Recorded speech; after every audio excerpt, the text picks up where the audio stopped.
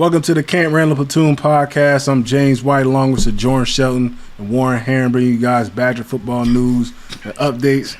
Unfortunately, we don't have no good news coming from the University of Wisconsin this weekend. We'll get to that a little bit later. But a big topic of discussion right now is, these coaches getting fired, NFL, college football. With plenty of years left on their contract, they still getting cut that check. You got Jimbo Fisher just got fired a couple of days ago. They cut him a check for $76 million just not the coach. It's kind of crazy. There's a lot of people that, get up in arms about players getting paid, with NIL deals and all of that. But for some of these coaches, man, to get fired and still get paid all that money, it's crazy if you think about it. Yeah, it's wild. And I mean, from Jimbo's standpoint, I would never coach again. Ever. 76 million? Bro, ever. 76 million is insane to, to take over as a coach, and then if it don't pan out, they just got to cut you a check to let you go. But it's real interesting. Like, I've been seeing stuff just on around, just college football, like who's going to be the replacement coach. And, I seen a lot of people brought up Deion name. So it's going to be very, very interesting, right? Like, just moving forward and seeing, it's going to be a lot of changes in the NFL coaching-wise, in college football coaching-wise. There's going to be a lot of changes. So I'm pretty hyped up to just see how things are going to form out in a couple weeks. Yeah, man. How you feel about that, Warren, when it comes to these coaches? Like I said, players getting a little bit of money now, but it's not every player on the roster getting a NIL deal. So right. For me, I feel like, hey, cut some of that check to some of those players on Texas. Yeah, hey, slide some of that to some of the kids, man. Pay off that hard work. Coach need to cut a check for sure, because the players will help to keep your job now. But nah, man, that's what they say, like record breaking too. Bro, that's it's like, up there. bro, that. Shoot, hey, I got a list written out of what I would do if I made that kind of money, bro. Like, I can only imagine what he about to do with that bag, bro. Bro, I'd be on a yacht in Italy somewhere with a pina colada, my feet up, my family. Like, bro, I'm 76 million. I am chilling, bro. We're gonna be smart. We're gonna tell the kids, hey, I'm gonna save my money, but in reality, bro, I'm gonna have the most expensive bottle of liquor. I'm gonna be chilling, but save your money though. Save your money, bro. It says Power 5 schools since 2022 owed fired coaches $146 million in total. So just since 2022 for Power 5 schools, they cutting that shit. That just goes to show you how much these programs, bring in money. Yeah. Like I said, we know they talk about NFL players' money. They talk about college football players making money, but these programs, the amount of money that this football team can bring in on a year-to-year basis, bro, it's insane. And they can spread some of that, that contract that they owe to these coaches. They can spread to some of the sports, some of the smaller sports that don't, make as much revenue. They can really boost up, facilities, whatever it may be. I think there's a different way they can handle that. Like, I'm not trying to be in anybody's pockets. Like, he deserved the contract that he got. They rewarded him for a reason. Yeah. But man, that's a lot of money to be flushed down the drain. No, kids, is straight. And then also too, just obviously a lot of the talks with paying players and stuff like that. Like kids deserve it. Not saying that coaches don't deserve. Like you said, coaches deserve that money for sure. But I think we need to implement a way just for all top football players, even guys on the bottom of the roster. Like, everybody should be getting paid, because just for the simple fact of the hard work that you put in year in year out. Like, people do not know those summer workouts, those winter workouts, getting up at 5:30 in the morning when it's freezing cold outside. Just depending on where you are. Like, it's a lot of dedication that these young men put, that they should be compensated. Shoot, I wish they had some type of back pay or something for us. But you know what? I got a question for you though. I 100% agree, and I love it that players are getting paid right now for their likeness and things like that, their jersey sales and whatnot. But seeing the way kids have been handling their money now, what would you do differently if that was the case, right? And I don't want to spend too much time on it, but just hypothetically speaking, we done seen some kids cutting up when they get that check, or the money that they making. Like, they doing stuff they're not supposed to, or spending it on the wrong things, not saving. So what would you do if you were gonna give a kid, not that kind of money, but if you're gonna break a kid off, it's obviously gonna be substantial. So what would you do, and how would you help them manage it? Because right now, you see some kids buying things that people would never touch in their lives, working 80 years. You know what I'm saying? Yeah. Like, how would you help the kid manage that at that point if you're giving them that kind of money? It's tough. I think the schools have to have some type of like financial advisor, financial program set up within to kind of speak to these kids, not just like one time, but like a week-to-week basis, a month-to-month basis. And I think it's different now. I know we had social media and all that when we were in college, but now, like, these kids, like, I knew a designer and all that, but these kids got more designer than what I got. Designer bags, designer cleats, designer mouthpieces, designer bro. I played 8 years in the league. Like, I have like my, some nice stuff and all that. But these kids, they come dressed, fresh to death on, the walk to the game, the little Badger walk we got walking to the stadium. These kids be fresh. They be having on Gucci, Burberry, Louis bag. We seen it. You know what I'm saying? Louis bag, all that. You know what I mean? When we was in college, we had probably like 2-3 suits. You just rotated a couple little shirts, and that was that. And it's just different now. That's what I would advise these schools. Just have some financial literacy class, because it's. Like, I don't know if you would have gave me $100,000, to the preseason compliance meeting. Yeah, but you gave me $100,000, $200,000 in college. I honestly don't know what I would have done. When I probably would have bought a car or something. I ain't talking about no Lambo or nothing, but I bought a little whip. But I don't know. I don't know what I would have did with it. That G-Wagon would have been in the lot. Ooh. Come on, that's half your bread gone. More than half. It's coming back. If I'm playing, it's coming back. That all of it's gone. I ain't gonna lie, James. I would have probably bought every single shoe that I wanted. Oh yeah. Obviously, we got like shoe fetishes. I probably would have spent all that money on Nikes, Jordans, all the shoes that I know I probably will never be able to afford. I probably would have bought. Yeah. I definitely would have had some shoes. We already had a nice rotation. That was my little hustle in college. I'd buy a bunch of shoes, run out of my money, and I had to sell them off, get some of my cheese back. I had to thug it, man. You had to hustle by any means to get it done. But must be nice. I had to spend my check at the grocery store trying to gain weight. Over here dying, boy. I remember that. Remember our sophomore, going into our sophomore year, that the place we were talking about with Soj, how you stayed, was that like Vantage Point right by the stadium? Mm-hmm. Remember that off season, me and Warren, we tried to go on like this crazy diet. We go into the grocery store. I ran out of my scholarship check for that summer so fast. Going to that grocery store, boy. I think I bought like an iPad. Like 3,000 calories a day or something. I think I bought an iPad. Broke for. I'm telling you, bro.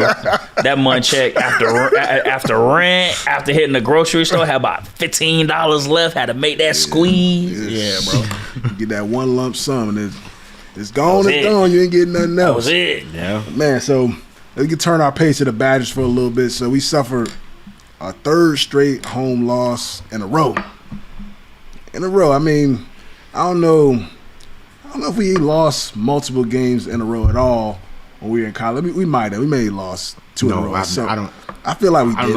We lost 2 games in a row a couple of different years. Yeah. Our that year we lost on the back-to-back Hail Marys against Ohio State and Michigan State, and then we did it again against Ohio State and Michigan State our third year. Okay. When we played them at home. But this I don't think I've ever lost back-to-back. Yeah, so it's different, within the program right now. It's definitely some tough times, from hearing it from fans, hearing it from former players, alumni. You see it on social media. Current players. You see Hunter Wohler put that thing on blast. And I think that was very interesting to hear from him, saying that people kind of got to be checked at the door what your buy-in is. You're not just here, to put that helmet on. Say I'm a football player, say I'm a Wisconsin Badger. You really got to go out there and earn that from a day-to-day basis. And it's tough, man. We all dealt with a coaching change when we were in college, and it's not easy. It's not going to be smooth sailing. There's going to be some bumps in the road, but it's just interesting, because to me the competitiveness isn't there. Not just I don't care how good you are, or how many stars walk on.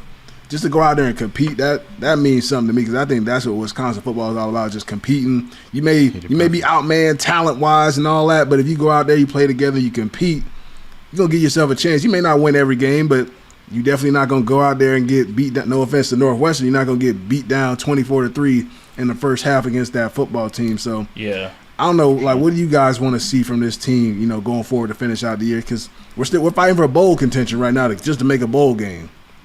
I think you hit it perfect on the spot, bro. As far as just like competing, man. For all my time, even before coming to school and then once getting there, like that's something that I know we always pride ourselves on. And you hear former players, you hear current players, you just hear everybody talking about that Badger pride. And like that was the first game I could say it looked like we didn't have no type of pride, no type of competitive spirit in our heart. Like just I couldn't even explain. I had to cut the game off, bro, because it was tough to watch. Yeah. Just as a former player that, you know, you work so hard. Like we always talk about that motion W, how important that is to us, and to see the product that we put out last Saturday, it's extremely bad. I mean, you heard it from former players like you said, Warren, players on the roster now. Coach Fickle talked about it. It's just moving forward, man. We're gonna have to fix a lot of things. And thinking about, you know, just going from the Chris era to the, you know, Coach Fickle era, like I didn't think that it was gonna be this much stuff that we were gonna have to, you know, try and fix just to get to be a decent team. I didn't think we would, you know, I think we all had high expectations, and that's just us being, you know, former players. But the season the way it is right now, I would have in a million years never imagined that this is, you know, the conversations that we would be having. It's insane, honestly. What about you, Warren? How you feeling? What does team need to do, you know, going forward to finish out the year the right way? I think, like, bro, we have to have pride about ourselves, man. We got to show some grittiness. We got to show some fight, some toughness. Like, I think you can really start to see guys that, I don't want to say it like you can see guys, but like, they don't really want it bad enough. Like, and I don't put it on the coaches as much, and I wish that people would really stop putting it on the coaching staff, because when it comes to games like that, like that's you as a player have to take it upon yourself to play harder, to find that next level, to tap in, to call guys out, look in the mirror. Like that's the hard-nosed game. Like, and these last couple games that we played with Indiana and Northwestern, they didn't beat us, bro. It's not like these are world-beating teams that just come out and just, you know, you just expect it. Like, no, like we beat ourselves. We can't score. We can't get a stop. Like both teams came out and scored on us in the opening drive. And that has nothing to do with play calling. That's execution. Yeah. It's execution. Like we saw Northwestern, like one of the plays that they had, we got beat on a deep ball because, you know, a guy lost his man or on a change route or whatever it might have been. Yeah. It's just like it's execution, stuff, and it's the want to. Because sometimes, bro, you can fall into a play going full speed, giving all your effort, and you can just see guys not giving their effort. And it's like how many times do you have to see that for yourself before you make a change? You know what I'm saying? So it's guys have to step up and want to be better. Like it's not enough to just put on a jersey, you know. And like I said, love my team, will support my team to the end, but I'm also gonna be super critical because we've been there, we've played the game, you know. And like I said, like it's on the players. Yeah. Like you got to step up. Your leaders have to show up, whether they're playing or not. You know, somebody's got to say something. Yeah. Somebody's got to rally the troops. You know, because we do have a really good coaching staff, guys that know how to win, guys that have been in winning positions, guys that know how to, you know, make their schemes work. You know, and again, I'm not trying to say it ain't a little bit on the coaches, because we've had some things throughout the season where we could have made some better adjustments and things like that. But I think for these last couple of games, I personally put it on the players, because you got to carry yourself with a lot more pride than that. Yeah, but honestly, Warren, it's both, bro. And it is. I don't disagree with that. And granted, I totally understand the aspect of the players have to have more pride and come out there, because you can even tell. And like you said, no shots at Northwestern or anything, but it just looked like our players weren't it just honestly looked like they weren't prepared. Like there's certain things and little stuff, like even the play that you mentioned, the 3rd and 11 that they scored on just off a simple switch route. Yeah. That's something that you shouldn't be making mistakes on in week 8 and 9 until that's communication. Communication. That's on-field communication. Right. But I just like even looking at the plays, our defense, they could play better, of course. But I feel like a lot of this stuff is coming from the offensive side of the ball, and I'm just gonna be honest with you. I agree. Like, we've been terrible on just even last week. I mean, the previous, but last week we were terrible on third down, and being in passing situations, it just like our offense looks so bland. Like I don't understand, especially being in something that we're calling like the air raid offense.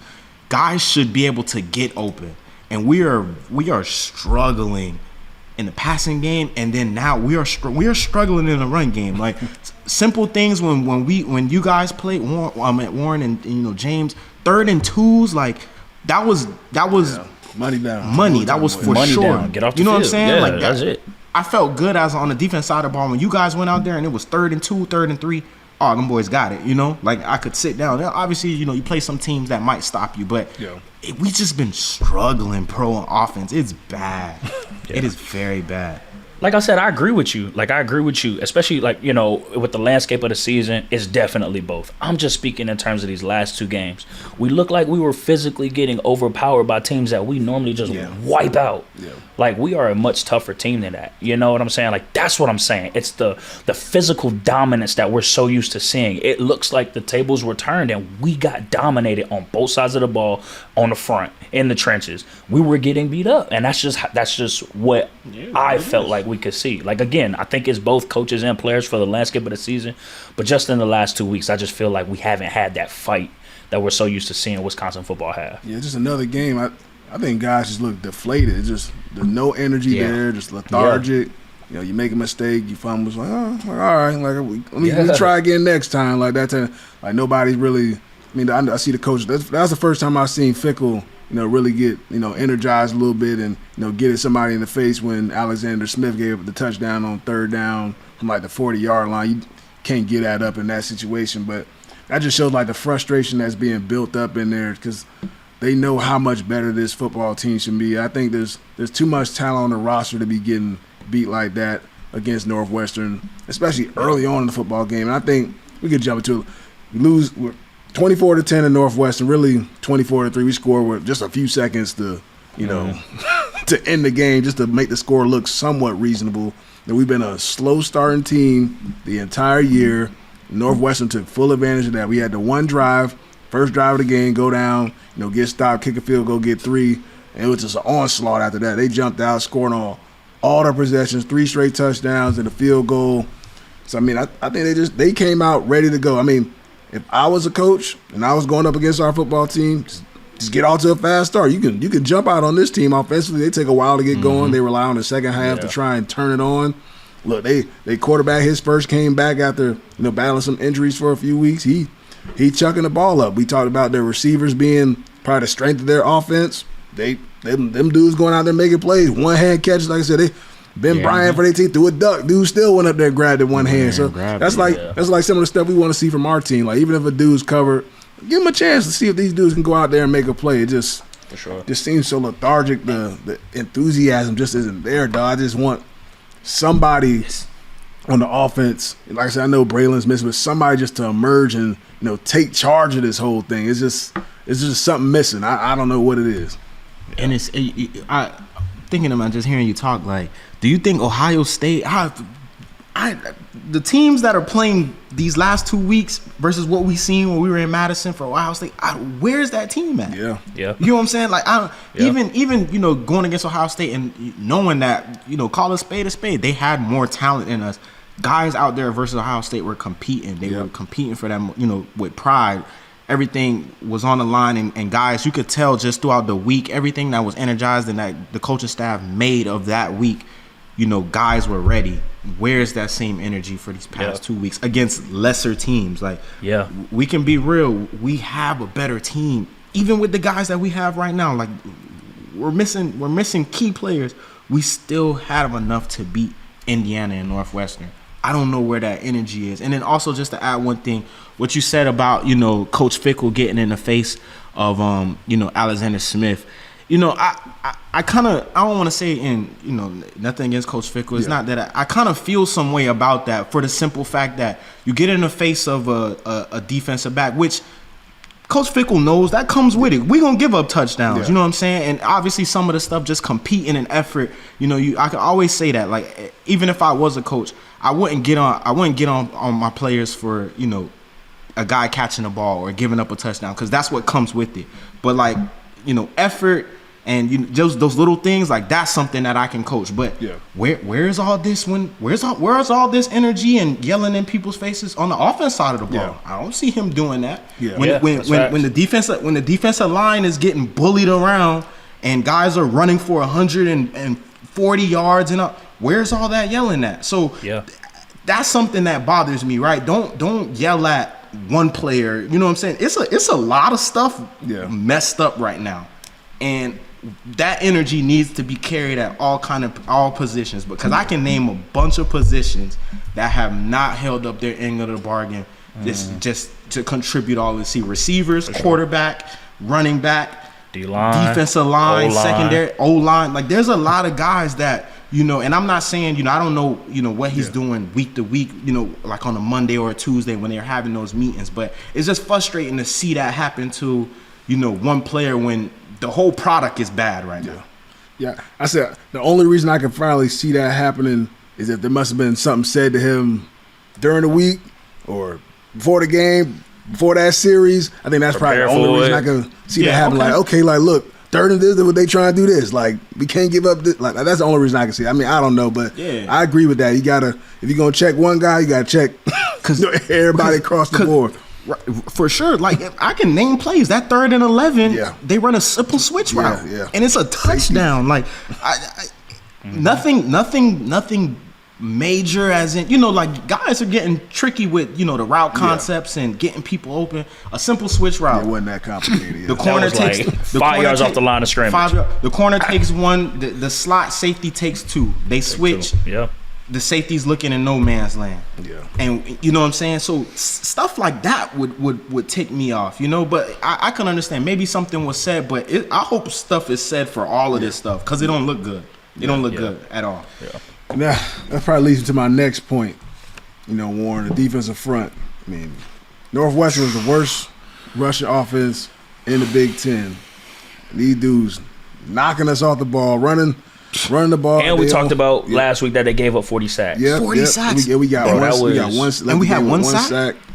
Yeah, so you can kind of shed your opinion on that situation. Bro, it's effort. Bro, it is what it is, bro. We can, and like Bree says, we can call a spade. Bro, it's effort, man. Like, I know, like, if I'm on the field, bro, I'm not gonna physically, willingly let somebody blow me off the ball, play after play. Like, bro, it was repetitive. Like, it wasn't like, oh, they got us one play, then they got us. No, that running back number 4, I can't remember his name, bro. That boy had chunked us up, bro. Like, again, don't get me wrong, we bowled up a couple of plays here and there. I'm gonna give the guys their credit, but majority of that game, bro, that boy was getting 5 to 10 a pop, bro, and up the middle, like in the meat of the defense. And so I just think that as a defensive line, like, you have to carry yourself like you the baddest thing on the field. Like, and we don't carry ourselves that way. And I'm not saying that we don't have that capability. I'm not saying that we don't have the guys to do it, because they do. Like, they show it. You know what I'm saying? Like, they showed it against State. Them boys bowled up against a better team. Yeah. And just these last 2 weeks, it's like we sputtering. It's like, you know what I'm saying? I don't know if it's like, you know, we're just going into these games with the mindset of like, oh, we just know what we gonna win, you know, or, you know, this is. I mean, it can't be, but I mean, what else can it be? You know, like, it's when you're on defense, bro. It's not like, let me say it like this: when you're a defensive lineman, bro, you have one job. You have one job or two jobs. It's to be gap sound and to reset the line of scrimmage. Play with your hands. You move your feet, bro. Like, you're gonna get stalled, bro. Unless you're playing too high, getting double, things like that. Like, no, we had one-on-one blocks, bro, where guys were getting driven, and that's just not who we are. So there's got to be you got to check yourself walking in the door. You got to really say, did I really give my best effort? You know. Yeah. And again, we have a great defensive line coach, a coach that knows how to win, a coach that's played at the highest level, and I I have to believe that he for sure is telling the guys how to have success. And it's up for us as players. Again, that's why I put it on the players these last couple weeks to take that coaching and get better. Yeah. Like you shouldn't be decreasing as the week goes along or as the season goes along. And I just feel like from Indiana to Northwestern or from Ohio State to Indiana to Northwestern, we've really like decreased a lot in the production that we had came out that was in that Ohio State game. Like we look like complete opposites. What's sad to me is how we talked about Northwestern and we said these are the games that they're stat games, right? These are the games to go out there and, pad your stats, run for 100 yards, get you some sacks. To me it feels like it's turned the other, like it's reversed. Like one of those teams right now. We look like the team now where it's like, oh shoot, we got Wisconsin this week, man. I'm trying to run for 140. I'm trying to catch 2 touchdowns. Oh, I'm trying to get 4 sacks. I'm trying to catch a pick. Like that's the part that's frustrating to me. Just knowing how the work that former players and the guys now, just knowing the work that they've put in to wear that motion W, and that's the product that we're putting out. It's honestly like I heard Coach Fickle say it, so I feel like we can say it, but it's embarrassing. It's embarrassing. It's legit embarrassing right now. It's embarrassing. That's why I love what Hunter Waller said. We wish it kind of would have came out earlier in the season or in the middle of the year about just kind of checking people at the door, making sure everybody's really bought in. The guys who really want to compete should be out there. The guys who really want to go out and win on a game-to-game basis, those should be the guys out there on the field. But I will give it all, to the defense. They came out in the second half. They played a much better second half. They only gave up 30 total yards in the second half. Just offense, man. I have no idea, what's going on that side of the ball. Tanner comes back. You think maybe to give a little bit of a spark. Nothing. No touchdown. No, he had 255 yards, but like I said, we trailing the entire game. They'll give up everything 5-10 yards. And I'll give Northwestern credit. They DBs, they came ready to play. Everything was contested. With nobody running wide open, they kept everything in front, and them dudes was coming up, making the tackles when you checked it down. I don't know what it is as far as his passing game, whether it's, play calling, receivers just, have no will to want to get open on a game-to-game basis. You've seen some different guys get in there. Anthony, number 86, he got in there. We never really saw him, besides a punt return and kick return. He played. Yeah. He made a few plays. Will Paulin, he did his thing. He had like 96 yards. He's been the most consistent guy. But, yeah, man, I think somebody, I don't know what it is, somebody got to talk to somebody within, that offensive meeting. I think the offensive line, they've been doing a decent job. And early on in the year, as far as pass blocking, I thought they were playing really bad. They weren't giving the quarterback enough time and things of that nature. But these last couple of weeks against Northwestern Indiana, these dudes got plenty of time to throw the football. That's why I say I don't know if the quarterback's eyes are in the wrong place. I don't know. Receivers just can't win, or the route combinations aren't good against the coverages they're going up against.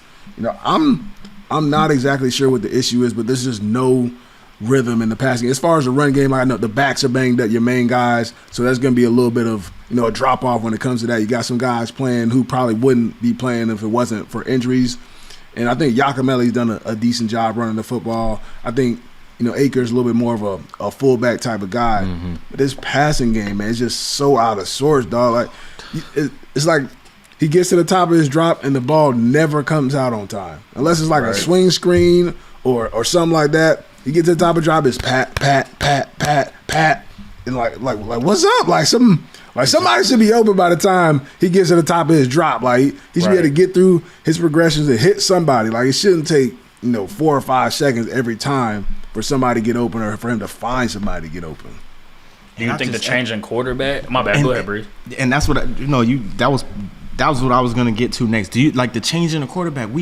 And not to say that Tanner, he's put in the work. He is the guy, moving forward. But I just feel like just missing so many weeks, and then just the momentum and just everything that Lockie had built, and just got his confidence right for Tanner to just come back and it's like, hey, here.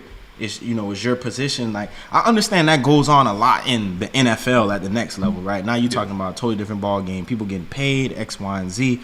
But I just feel like that kind of just messed up the momentum and the timing and just so much stuff on the offensive side of the ball. Like you talk about getting to the top of the routes. There was a play, I want to say like 3rd and 2. they ran like a delayed release and the guy ran the out route. And literally the slot corner was off maybe like 7-8 yards. Yeah. James, on the out route, as soon as he gets to that top of that out and he's breaking, that ball should be out. Yeah. And the ball was completed, but he still threw it late. And that's the type of things that, like, I kind of feel is messed up once a quarterback has been out for so long and he just comes right back in. And I honestly think it hurt us really bad this last week.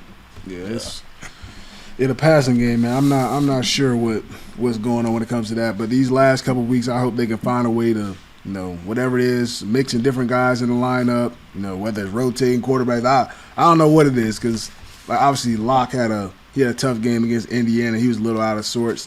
Maybe they trying to bring Tanner back in there to give him a spark. Didn't quite do that, but this was what it was. But play Nebraska this upcoming week, trophy game against Nebraska. Nebraska's a team, they've been playing decent these last, throughout the year they've been playing pretty decent. They've really leaned into their run game. They can't throw the football whatsoever.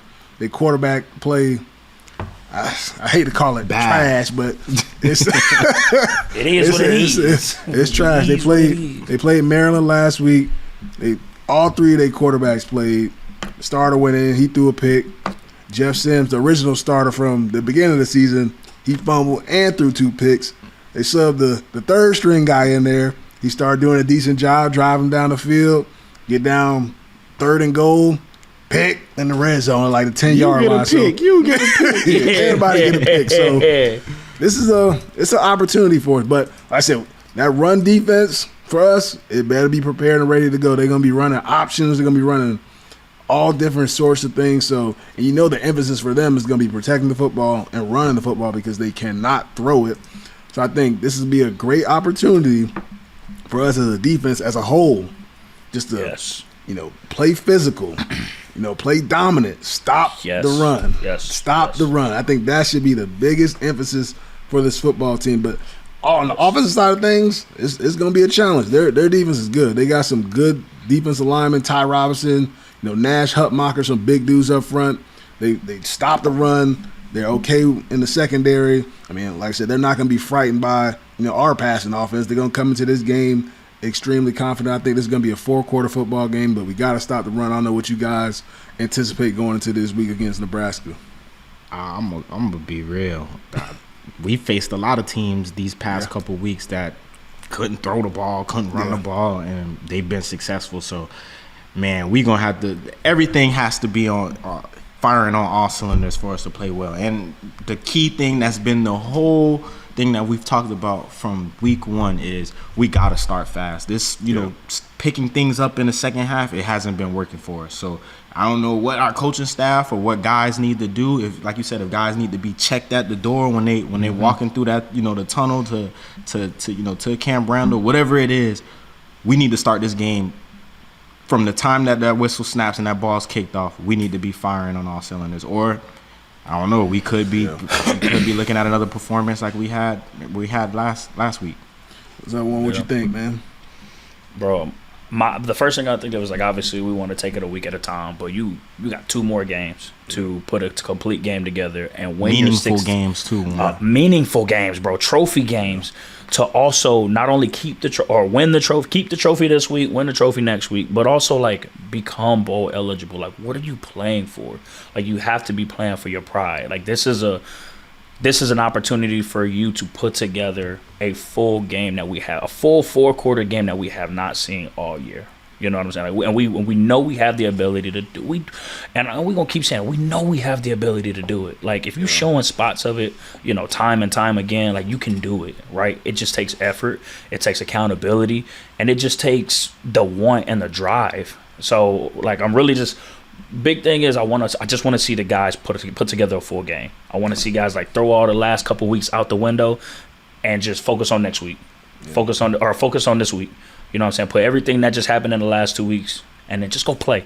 Yeah. Forget whatever was happening or whatever's going on around us right now. Drown out the noise and let's just go win a game. Let's just go see what it feels like to win again, and then let's just stack it back up. Because when it rains, it pours. Yeah.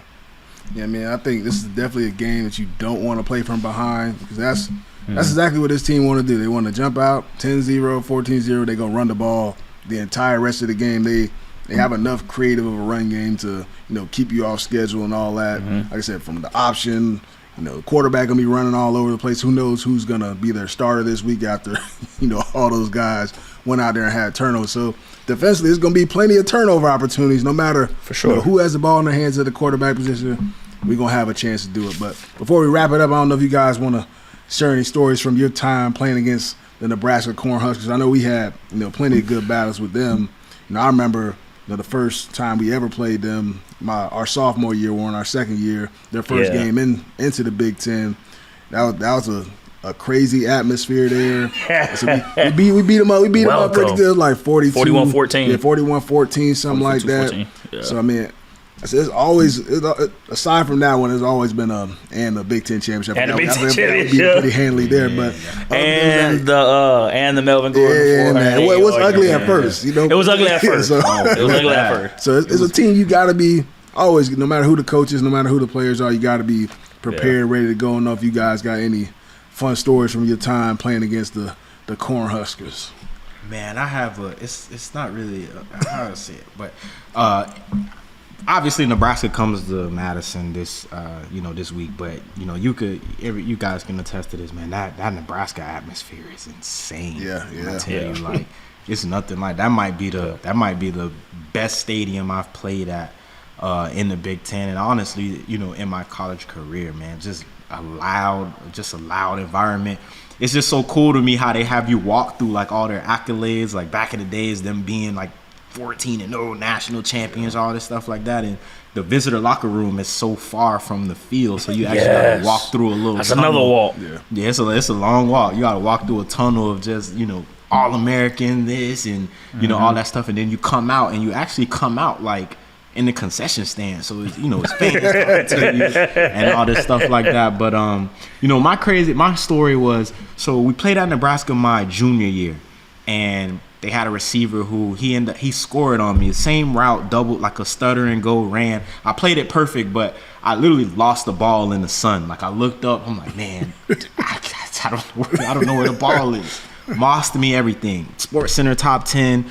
My roommate making fun of me, like, where you seen yourself on ESPN? I'm like, bro, come on. So the following year, my senior year, same player, same spot, they run the same thing, stutter and go, and I caught an interception, which actually ended up being, one of my favorite plays as that I made as at Wisconsin. But to me it was just so cool how how everything came back full circle. Like literally the same thing they were gonna try again. We know how it works. Like if you can't beat it, you got to show me you can stop it. Yep. So just being able to make that play was pretty cool for me. About you, Warren? That was cool. I'm trying to think any fun Nebraska stories. You be just competing against them, whatever. Yeah, no, I think playing against Nebraska was always fun. Bro, actually, you know what? And it's like a bad occurrence, but it was like one of the craziest plays I think I've ever seen live as a college football player.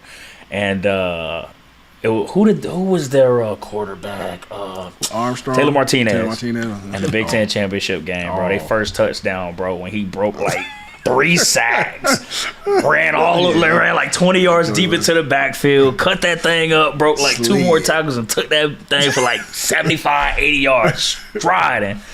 Like that was probably one of the, again, it was negative for us, but looking back on, that's probably one of the coolest plays I've ever seen a college player make. Like it was an explosive play, broke all them tackles. Like, hey, bro, was like seeing that thing live was unreal. But I just think winning the trophy and things like that was always cool. Their atmosphere, like Sojourn was saying, bro, it's deceivingly, like you may not think about it because they may not have the most fans, like in terms of like capacity, but that's probably one of the loudest stadiums I've ever played at, bro. That thing is loud. It is loud, and the fans are weirdly nice too. That was super weird nice. Too. They're super nice. Too. Like have a great game. We're looking forward to watching you guys play. Good game, guys. Great game. Bro, I ain't seen this at all. Like, this was weird. They got a dedicated fan base too. They sold out. They do. Their stadium for like the last, I don't know, like they do 30, 40, 50 years, something like that. Even when they've been, really bad these last several years, it's still been a sellout. So, got to give them a lot of credit. there's nothing to do in Nebraska. Like when we were driving Bro, up to at the all. stadium, it's crazy. There's literally nothing, and then you just see a big stadium just planted in the middle of nowhere. I'm like, what in the world? But it's a cool environment. What Bro, it the look like guys- Green Bay. Yeah, it honestly it does. The guys, the year you guys played in the Big Ten championship, y'all played them earlier in the year, right? Earlier in the year, Y'all had those raw jerseys. I remember They beat watching us. both of those they beat us games. there. Y'all had the little throwback jerseys. That was pretty cool. Yeah, it was dope. That was Yeah. pretty cool. Always some tough matchups with them, man. But that's a wrap for this week's Camp Randall Platoon podcast. I'm James White, along with Sojourn, Shelton, Warren Herring. Hopefully we can get a Wisconsin W this weekend. We'll be hoping and praying for it. The guys got to finish it out go. the right way. Please, We got it. boys. Oh no, they got it. Them boys got it. We got it. Them boys, let's go, Doug. They got Hey, it, man. and Finish it fans, the right come on, way. y'all can't be leaving a stadium like that. Did you see the picture? It was bad. It was- And please get to the game on time. yeah, they ain't getting there on We time need no it. more. That's especially them students. Yeah, nah.